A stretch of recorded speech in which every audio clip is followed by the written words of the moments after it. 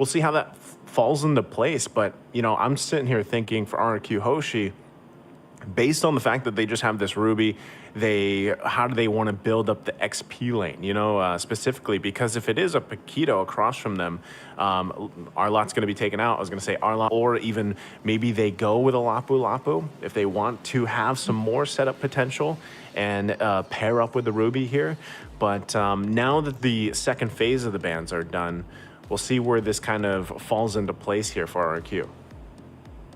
Yeah, I'm looking at the draft here of both sides so far. They've already taken away all of the options here. Even got all sides covered by taking out the Grok, like just kind of anticipating that might be another thing that the Burmese Ghouls might pull off here in this match point for RRQ. I like how they have the burst here for RRQ Hoshi. Burmese Ghouls has that in the form of the Guinevere here. I'm still thinking, what else do we have here? They still... Sometimes these drafts can get pretty confusing because you still don't know who's going to go where.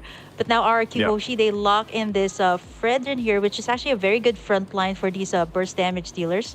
I think this might be... I'm thinking like this might be a Brusco hero. Like, this would be so good up against like Burmese Ghouls' lineup. Like having that Ruby just roam all around the map can be really, really hard for heroes like the Guinevere and the Paquito here. Still not confirmed where it's going to be going. I like the Valentina choice here. Could be a great pickup. But, and again, there's so many good ultimates here from the side of RRQ, which kind of gets you thinking, which one did you pick up, right? Is it going to be the Molina Blitz of the Nana? Is it the I Am Offended? Or is it even the Blazing Duet here of the Claude?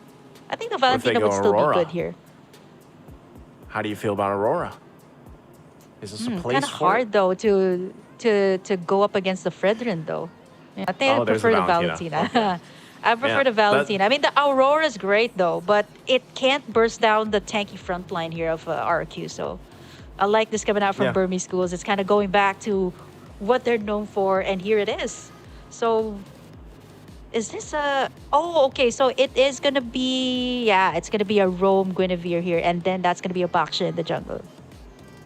Yep. And that's what I'm saying. Like, when that was locked in the first time, like, there was the flex available, right? And they kind of left that open because the Grok was taken out. So they kind of adjust from there. They pick up the Baksha, you know, just assuming, you know, we might as well fight utility for utility in the jungle and kind of try to win some of those objective fights, those dances. The Minotaur is going to be locked in once again. This is very tanky for RRQ Hoshi, right? Yeah. And they could find themselves in a position that Burmese Ghouls was in the previous game, right? Where, again, you're really waiting for this Claude to scale up, get the items that he needs.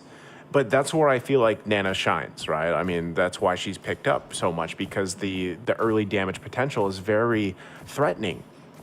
So the fact that you have a Valentina now is actually going to put you up to par with that, not to mention just having Terrify in her kit as well, kind of helping around the kind of early skirmishes that will happen here. And you have to respect her damage as well. So this is a lot better. Like, I like the Valentina a lot better than the Faramis. I know Faramis, you know, some people be like, oh, you can build them in a certain way, pick up a certain emblem, and you can have great damage on a Faramis. Yeah, you could, but, you know, this I like this better because it also goes back to what they did yesterday in one of their quickest games, 12 minutes.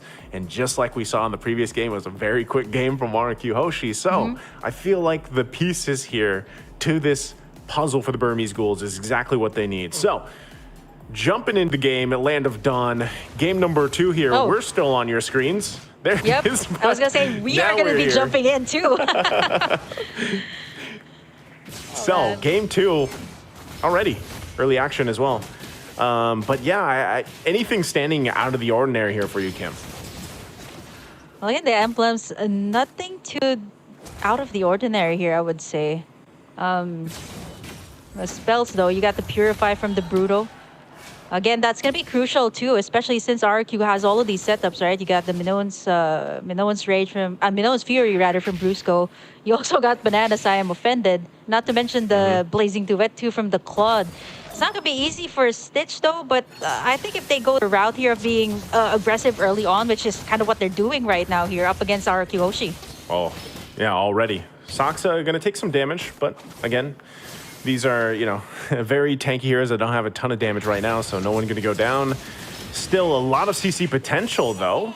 Brusco should be fine as well. And one thing that's great about the Minotaur, especially later on when he kind of rushes that Flask of the Oasis, it is tough to deal with, but hold on. Brusco could be the one in trouble as he's going to go down to first blood. Now Irad in trouble as well. 2 kills now for Burmese Ghouls. Exactly what they need here in game 2, Kim. Yeah, level 4-2 going to be attained here by the Valentina in just a bit. I like how they picked this up too compared to the Aurora that you kind of mentioned, which is also still good.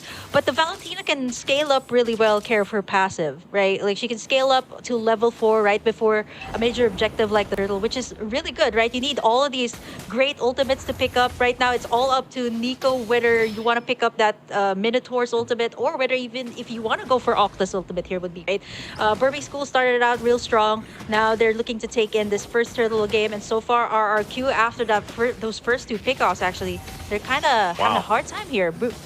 They knew he was there. Brusco once again going to be the focus. They forget the Turtle for now. They want to get the kills here. The pull comes through. Irad could be in trouble, but look at the response. Now Blink has to get out of there. He's the one to fall from Octa. Now still going to be fighting it out for more. Irad the one to fall, still bloodied here. 1 HP. Banana trying to get away, but it's Nico that falls. It's a double for Saksa. But RRQ gets on the board. But now they still might try to stop Burmese Ghouls from getting this Turtle if they can. Brusco not having that level 4 just yet. Take a look at the replay. They might be able to just get that Turtle. Keep an eye on that. It looks like they do, but this was a great play here from both teams. I mean, a lot of response back and forth, but yeah, the Turtle is taken here by Burmese Ghouls. Yeah, I like the clapback there of RRQ. They kind of like, okay, you know what? Burmese Ghouls is going full aggressive. They actually went in for the full aggression too. Brusco actually flickered out there. Oh. What's really hard here too for the side of Burmese Ghouls is like the tanky front line. Like we're starting to see the damage coming out from the Nana, which we'll see even more later on. Like 2 kills already for Octa here, which is kind of something that Burmese Ghouls have to watch out for, especially in these clashes. Even here on the top side, we have to check the laning phase here of Stitch and Skylar, and so far Skylar has been doing well up against this Bruno as compared to earlier. Like a lot of poke here coming out from both of our marksmen. Yeah, he's got to be careful here though. I saw Saksa rolling in, still hungry for it though. They should be able to protect him. Good rotation and response from RRQ right now. Also the fact that I don't know if they still want to put the pressure here, but like you mentioned, Octa having those 2 kills early on will help him scale up pretty well. He does just have that magic penetration for currently the arcane boots, but he'll still be working around building up. And it looks like Burmese Ghouls still wants to put the pressure here on the top side. Irad gonna spot Blink out, trying to get a little bit of extra gold here for Stitch, but ultimately resulting in nothing for now.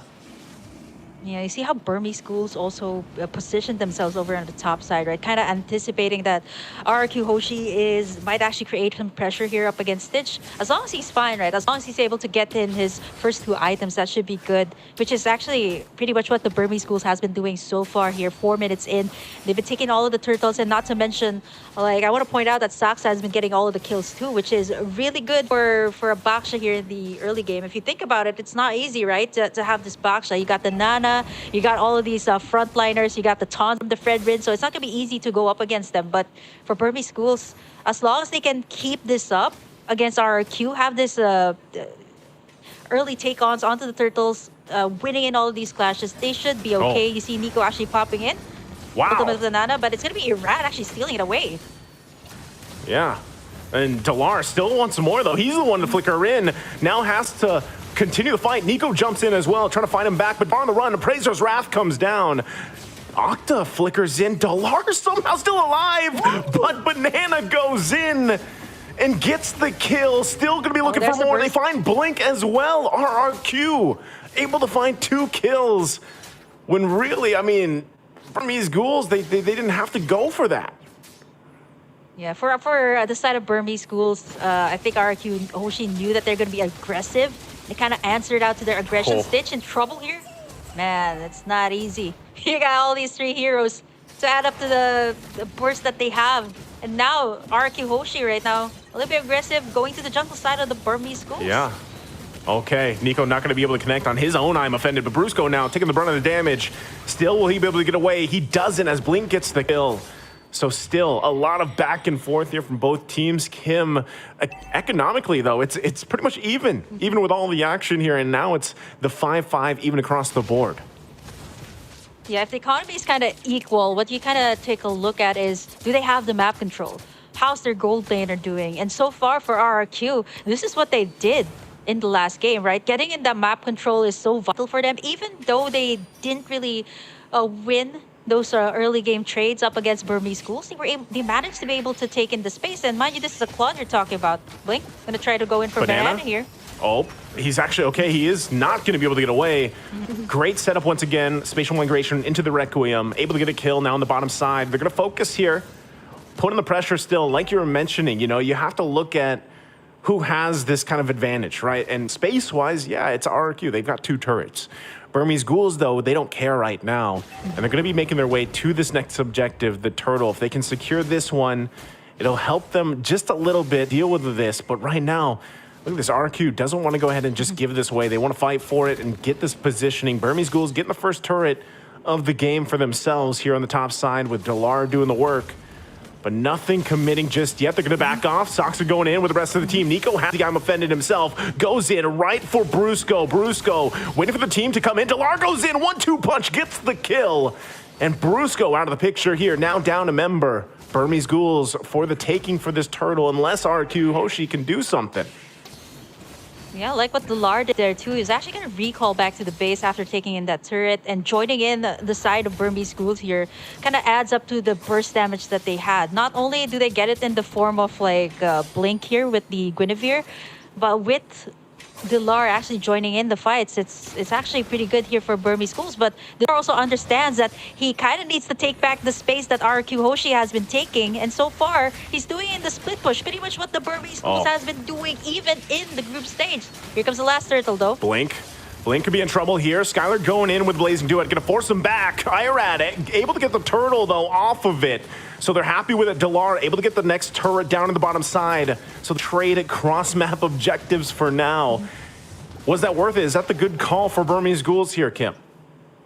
I think it's a point that Burmese Ghouls kind of understands that RRQ Hoshi, yeah, okay, they've been taking in, they've been winning in all of these team fights so far. So Delar, I like what he's doing, and this was what he has been doing even in the group stage, right? Creating the space for Burmese Ghouls, and you really need this, especially in the current meta that everybody really loves to go for team fights, and sometimes you don't even notice it.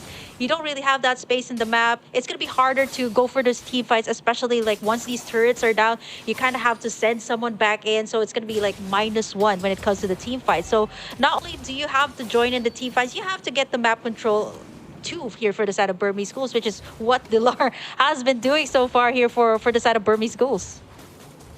Yep, and with that, right, this the main thing is building up enough time for this thing for Skylar here. Now, once again in the mid lane, they want to go ahead and duke it out. Brusco taking a ton of damage, goes in with a jump, gets the Minoan Fury as well, but look at the backside. Nico's going to be the one to fall, and now Irad holding Stitch back, Blink trying to help him out. Skylar now joining the fight, Appraiser's Wrath going to come down, it's Stitch that falls there in the jungle. So RRQ clapping back, looking for Delar. He's on the run.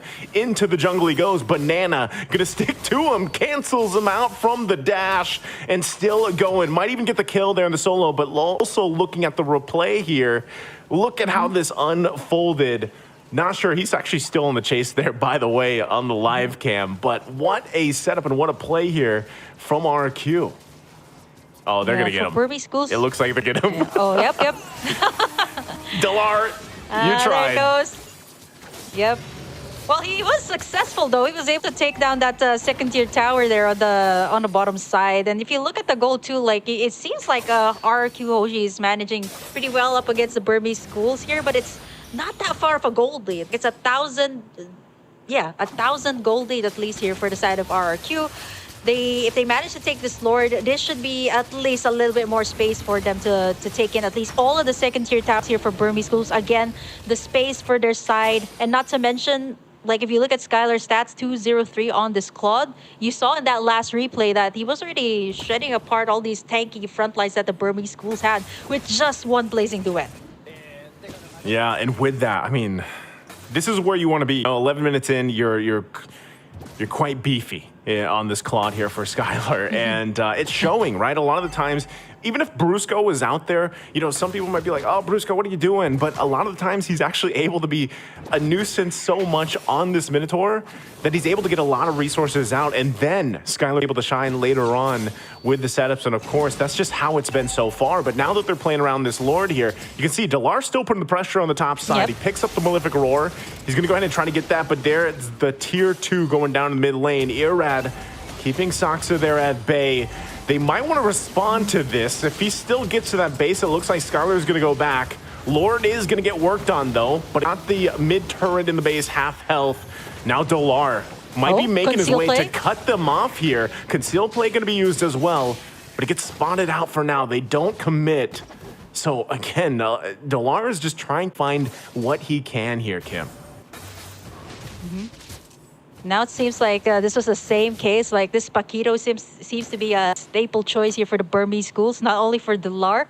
There was also a time in the group stage that this was the thing that Nico has been doing. And taking a look at the items here so far, it is going to be, wow, Skylar at least leading in terms of a gold lead here right now. 9,700, nearing already 10,000. That is way far from what Stitch has. 1-2-0 on the Bruno.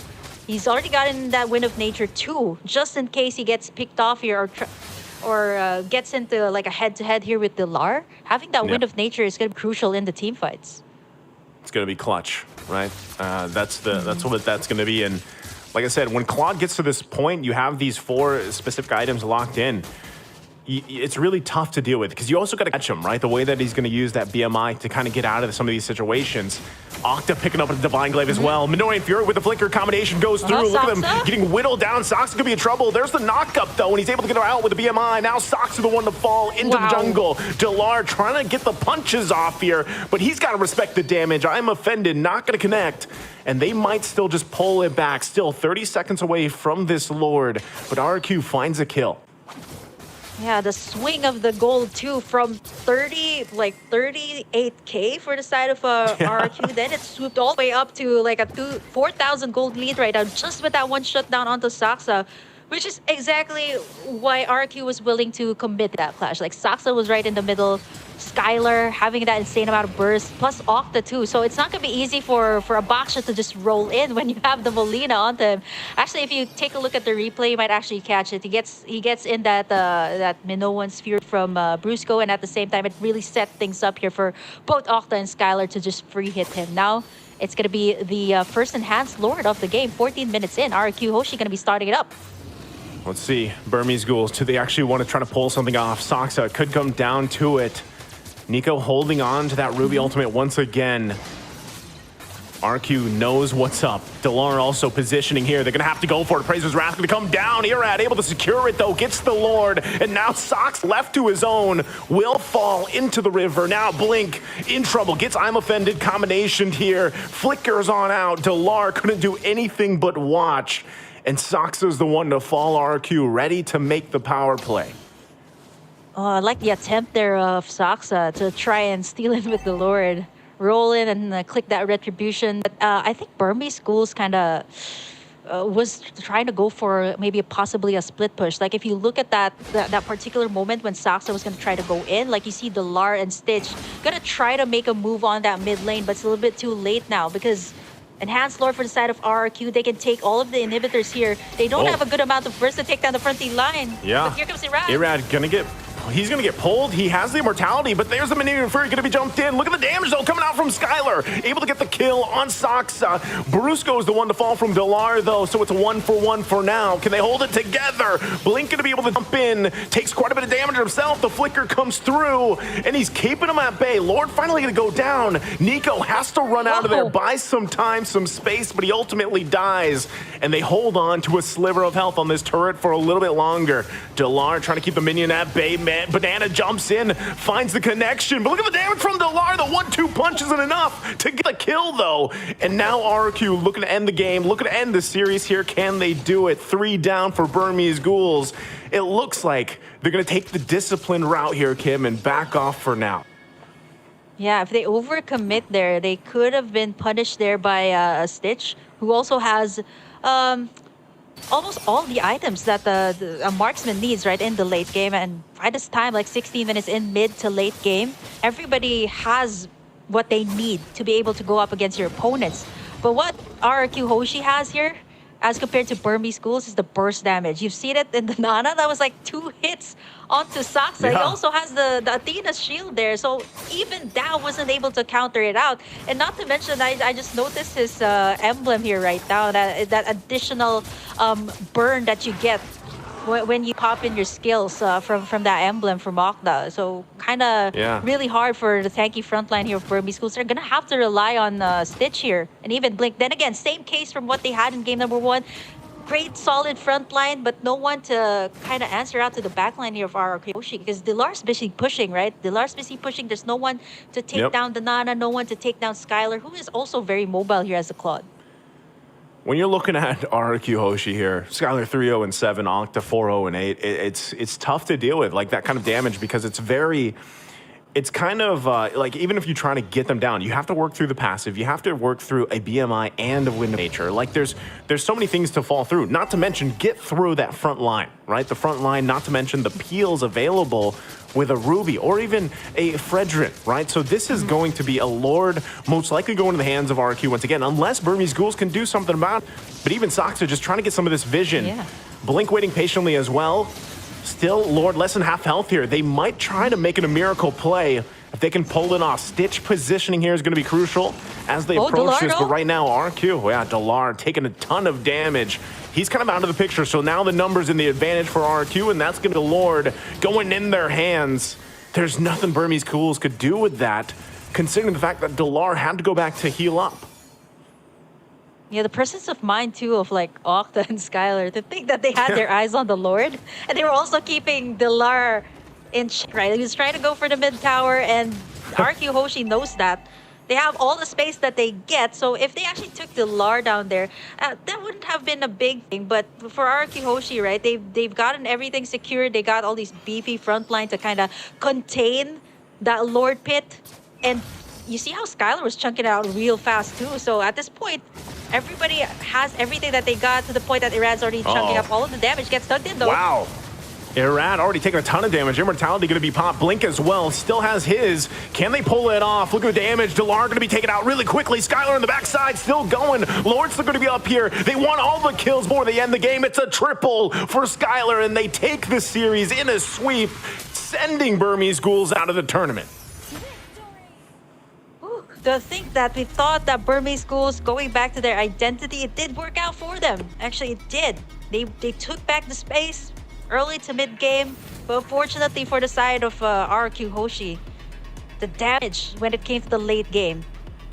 2 bursts coming out from the Molina Blitz, and at the same time they had to deal with the Blazing Duet. And mind you,